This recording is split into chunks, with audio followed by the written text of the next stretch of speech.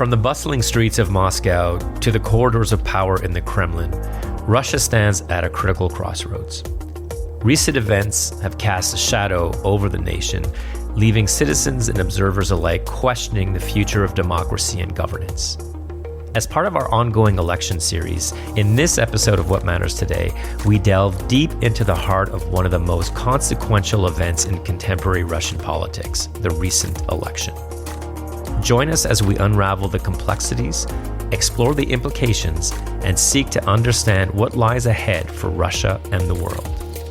Our guest today is Dr. Vassily Klimentov, faculty lead, applied research projects, conflict, peace, and security track here at the Institute.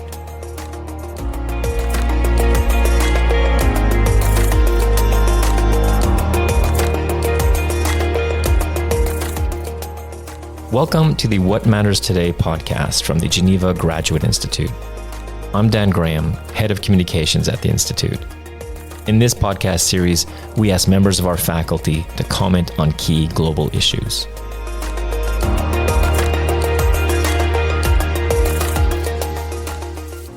How do you interpret the outcomes of the recent Russian election, and what do they signify for the future path of Russian politics? Yeah, right. This was an interesting one, right? So Vladimir Putin got re-elected as kind of everyone expected, huh? Yeah. And there already talk of massive fraud, and there are talks of exactly how big that is. I mean, one thing we can say is that he has been adding up to his score election after election, right? And if we were somewhere like in the 50% and 60%, now we were at 87%. Right. 87% is a lot of percent. It's a score that even for Russia feels odd, awkward, and I think there are several things to be said about that. Like, first of them is like Russia is leaving the West. It's a score that would not be acceptable in any kind of Western democracy. If 60% was considered to be like a lot, but still you could try to play around and say, well, there is an opposition. There are people who are 87% sounds like way too much, to be honest. And there was a lot of question of why he felt, or why the authorities felt that you needed such a high score. And there are different theories. One of them is that in the present moment with the war of Ukraine going on, you needed to show loyalty. And the Kremlin wanted loyalty, so they wanted a high score to show that there was widespread support for Putin. And the people who were actually organizing the elections locally, the regional governors, the heads of the Russian republics, they wanted to show loyalty to the center. So they wanted to show that their republic was the one which was most supportive, most ready, that there was no dissent, and so on. And so that's why we come to these scores. Right. In some areas, they're completely crazy. Like we are seeing 99%, we are seeing 99% participation, 19% score for Putin. Right. So the score in itself is very telling, and it shows something about how Russia has changed, of Russia basically leaving the West. About what could it mean for the future? I mean, you will hear a lot of things. I think no one really knows. I think you have different scenarios which are being discussed, which are plausible. One of them, the one which maybe is more feared, is the one about escalation. Right. The one which says that with that kind of score, you will see very hard pressure on the remaining opposition, with the argument that when you have 60%, it means that 40% of people didn't vote for you, and so you need to have some kind of way of getting along with them, some kind of modus vivendi has to develop. If you have 10% of opposition, then you could maybe just press them out, and you can see more jailings, and you can see more attempts to push them just out of Russia. This is one possibility, and then maybe escalation also in Ukraine, that with this kind of support, you could argue for a new mobilization of the Russian population for the war in Ukraine and for new offensive operations. But you could also imagine that it will be more of the same. But the authorities wanted this show of confidence, and they were happy to get things at this kind of balance point we are now, where you don't have much opposition within Russia. Most of the actual opposition is now abroad. Within Russia, with the very high-profile cases you have had against a number of people, and also the randomness of cases, where like it seems that anyone for anything could end up in trouble, like posting social media, liking something on social media. you have the population under control. So maybe it will also be more of the same. Both seem to be quite in my understanding, the kind of the more inertia scenario is more likely. But the authorities are also don't want to rock the boat. Basically, they are happy to keep things as they are now, especially because, for Russia things are going much better in Ukraine after the invasion started. We know how the story went. Now things are going better, and so that's one reason why you don't want to also make sudden moves. How might the recent attack in Moscow impact public perception of security and stability in Russia? And could it influence future political developments or policies? Yeah, it's a tricky one, all right? Again, you'll hear a lot of things, right? You'll hear a lot of things, some conspirationist things, some kind of more level-headed assessments. I would say that some things are pretty clear, but it does look bad for the authorities. I mean, it looks bad. Like you have a major terrorist attack by an Islamist group in Afghanistan, the Islamic State in Afghanistan. It's not downtown Moscow, but it's a very major concert hall. Have been there. A lot of people have been there. It's a very kind of well-known place. The attack is completely horrific.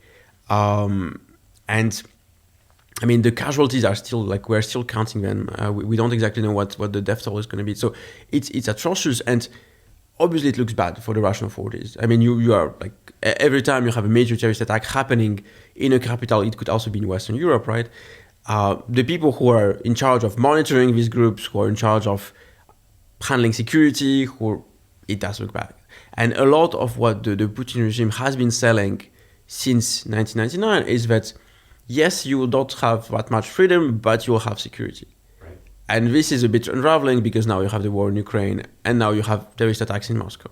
So it's not looking good. And basically the minimum they had to do is get the people who attacked fast enough, and that you saw on TV, showing them with signs of torture. It's a way of showing that the authorities are doing something. After having missed the initial attack, they want to show that they are now tough on the terrorists, that they are going to go after them, and so on and so forth. So that's one thing. The other thing is that you have already now, very quickly after the attack, so the attack has been, from what we know, by the Islamic State. I mean, for all kind of the information we have so far. And it's a group, cells of that group have attacked Russia before. So there's a logic to that. There's a logic to also Russia having been one of the countries fighting the Islamic State in Syria. So there is also a whole chain of events leading to this attack. And this has been recognized by the Russian authorities that, yes, you have radical Islamists behind that attack. But you also have the other narrative. And this has been emerging since more or less the mid-2010s. And very quickly this attack was folded onto that, is that, yes, the attack was engineered by radical Islamists, but behind them, the West was standing. And so this is an attempt at basically merging the threats, right? It's an attempt to say that, well, you don't have two separate things. You have the radical Islamists, and behind them you have some unknown forces in the West, maybe in Britain, maybe in the US. And it's not always said completely clearly, but this is strongly suggested, implied, and so on and so forth. And so that's what you're seeing now. And that's also an attempt on reorienting that back to Ukraine, saying that, well, the Islamists wanted to escape to Ukraine, so the Ukrainian special forces or Ukrainian intelligence behind that, and behind the Ukrainian intelligence you have the Western intelligence. There is no evidence of that. Right. There is no evidence of that.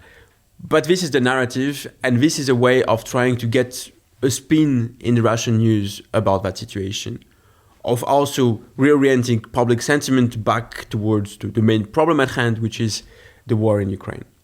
What strategies have been employed by opposition movements in Russia to navigate challenges such as media censorship and electoral restrictions? And what prospects do they have to affect change within the political system? I don't think they have much. Right. To be fair, I mean, Alexei Navalny, who died recently, I mean, as everybody knows, I want to say in very unclear circumstances, I would probably go beyond that, right? He was, if not outright killed, then the conditions were made for him to die in prison in the Russian far north. He was the leading opposition figure well recognized, well known among the Russian population. No one is at that level. And him being in Russia, he was a beacon for all the opposition. The rest of the opposition is now abroad. And there are people, maybe with the exception a bit of the wife of late Alexei Navalny, but even she, I mean, these are people which are much less known, which are now abroad. So in kind of structured political position in Russia, there isn't that much left. I mean, this was the strategy of the Putin regime of trying to push these people out, jail them, deny them representation, and so on and so forth. So their capacity to influence the elections was very limited. I mean, there was not even... Normally you have some kind of token liberal candidate in the presidential election to which you could channel some of the protest democratic vote. You didn't even have much of that. I mean, there was an attempt at playing that game with a candidate which almost gets enough, like he got enough signatures and then he wasn't allowed to compete. But he was someone who used to be close to the Putin regime, so he was not a bona fide. So anyway, so we are in a situation that you don't have much ways for the political opposition to get any kind of message across or anything, especially because of this situation of wartime. They are now limited to staging some kind of mostly symbolic things, which are, one of the things was coming to vote at a given time, right? So not voting for Putin, but for anyone but him. And coming to vote all at the same time, so at least you could see who is basically thinking like you. So if you all come to vote at noon, for example, you can see that all the people who vote at noon, they are like... But so this is more like a symbolic thing. Or you could have protests next to embassies abroad, right? Again, okay. And so things like that. But in reality, even the voting itself, we are going back to this 80%, 87% number. Yeah. With that level of, let's say, election meddling or fraud, it doesn't really matter who is voting, who is not voting. Yeah. We used to have calculations about, okay, so Putin would win the vote, but you would say, well, but maybe 10%, 15%, 20% would be added on to his score. Now, it's kind of like pointless to have this kind of discussions. I mean, what would be his exact support within Russia? Still probably more than 50%. Still probably more than 50%. Again, it's a bit tricky to say that because it's also a situation where no one else has the right to speak on mass media and present an alternative narrative. Right.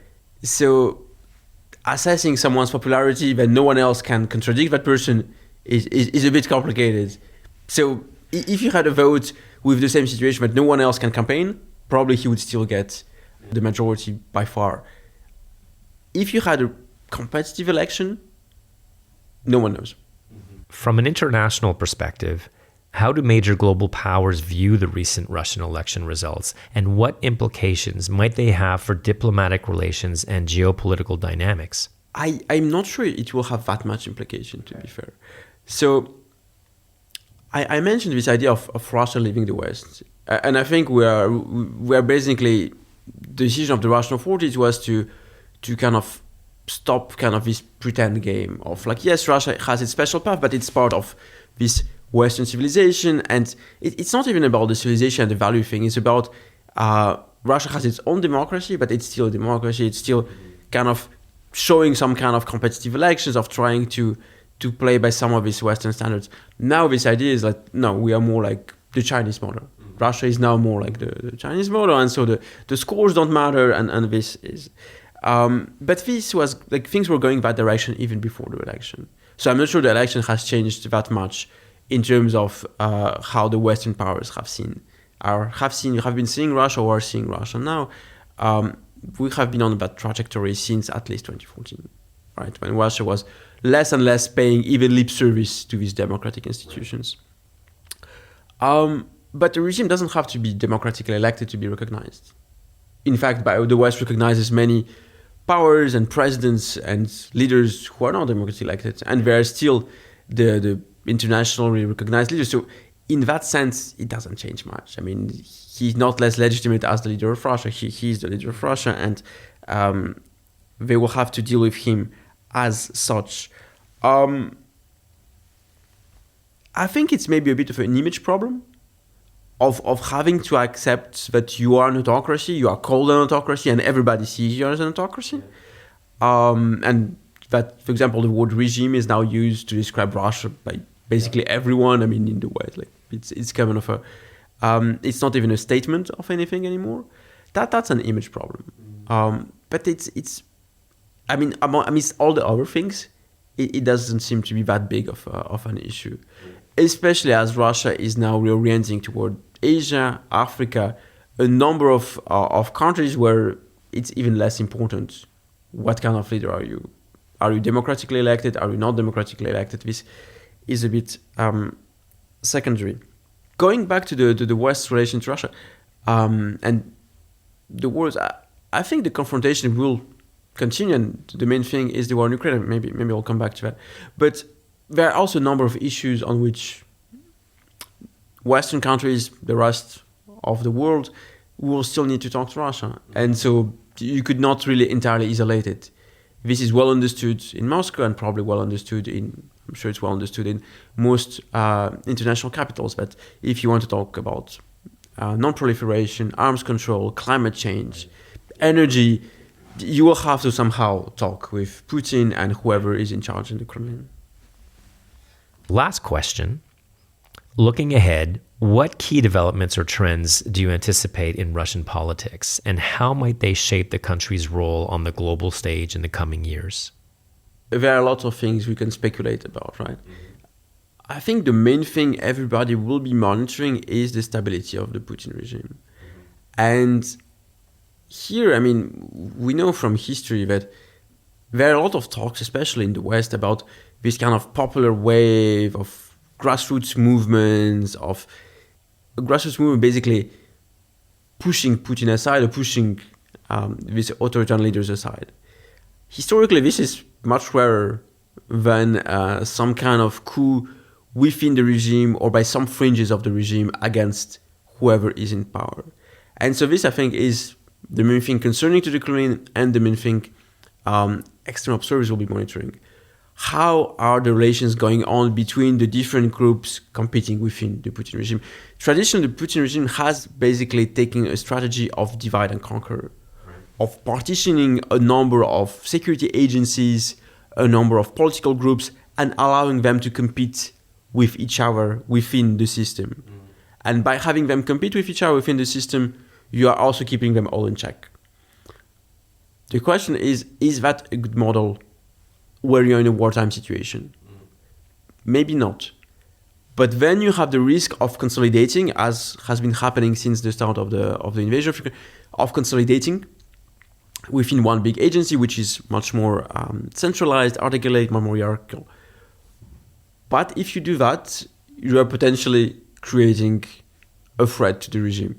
So this is one of the things I would say we would be looking at, and especially because, Putin seems to be in good health, but he's not also getting younger. So you have a number of people, I guess, who are also preparing and so on and so forth. The other main factor will be the situation in Ukraine. I mean, Russia has been able to push back against the Ukraine counteroffensive. It is now itself on the offensive. There is a question about how things are going to evolve, and this will have a tremendous impact on Russian domestic politics as well. If things are mostly as they are now, which is slightly favorable to Russia, but mostly you have a stalemate with little movement, then probably you can have the regime going as on. If you have a situation which becomes more favorable to Russia with Ukraine, then you have questions about new escalations, new mobilizations, and this is already a risk. Like when you had the mobilization in September 2022, it was a situation where the kind of the discontent with Vladimir Putin rose in a matter of a couple of weeks. The discontent rose tremendously, and then it kind of restabilized. And so this is also something. And then you have a number of other kind of external things. Obviously, the presidential election in the United States is something to keep in mind, because the election of Donald Trump, who now seems to be more or less in opinion polls at the same level as Joe Biden, may change that situation very, at least may impact very well, because it would mean less support for Ukraine. It would mean a weaker NATO. It would mean a number of things which are good for Russia. Yeah. And so if that happens, then, you could think that people in Moscow will be very happy. Right. If Joe Biden is reelected and you have a favorable Congress and so on and so forth, then the support of Ukraine will increase, and so the situation will maybe be more complicated. Another thing I would say is how good is going to go the relations with China. Mm-hmm. Russia has now a good relation with China, but could that go deeper? Could that move into a more strategic alliance? On what terms? Right. Knowing that the economic differential is so big, the population differential is so big, is also quite a big question. And it's also one which is very important for the Russian elites and for Vladimir Putin, because China has been very important in helping Russia in kind of coping with Western sanctions. Can it do more? It's a bit unclear. Right. So these are just some of the things, right? Yeah. Can I just ask you like a bonus question? Just because you talked about the U.S. election, Trump has often said that if he was president, he would just one phone call away and the war's over. Do you think that is a possibility where if there was a Trump victory that there would be an end to the Ukraine war? It's a funny question. I think we're always confusing the war is over and the war is over on what terms? Yeah. Yeah. So probably not. Yeah. But you could also imagine a situation when if Trump wins and then you have a Republican-dominated Congress and House, Senate and House, and they say very clear that Ukraine will get no support and they will move on to improve relations with Russia. I think Ukraine will be in a position where we'll have to very quickly open up negotiations. And the terms will be very bad. So if we are talking about ending the war on any kind of conditions, this can always happen. If we are thinking about ending the terms on conditions which are at least favorable to Ukraine, at least in some ways, then this cannot happen. So if you want to put it even more bluntly, if you want to surrender, you could always end the war very quickly. Great, Vassily. Thank you so much for joining us on this episode of What Matters today. Thank you. Hi there, listener. Before we continue our deep dive into what matters today, I want to introduce you to another thought-provoking podcast from the Geneva Graduate Institute. It's called the Geneva Graduate Institute Events Rewind, where we invite you to immerse yourself in recordings of our live events covering a wide array of subjects impacting people around the world. From discussions on international law to insights on AI, sustainability, and governance, the Geneva Graduate Institute Events Rewind brings you first-hand perspectives from our esteemed faculty and experts. If you're passionate about staying informed on global affairs and want to hear engaging discussions on pressing issues, then be sure to add the Geneva Graduate Institute Events Rewind to your listening lineup. You can find it on all major podcast platforms, so why wait? Subscribe now and connect to the heart of international Geneva and beyond from wherever you are in the world. Thanks for tuning in. Now let's dive back into our exploration of key global issues on What Matters Today.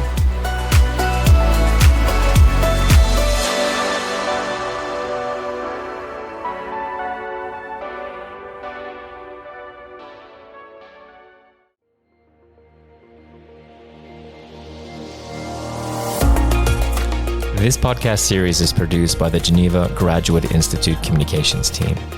For more information about the Institute, please visit our website at graduateinstitute.ch.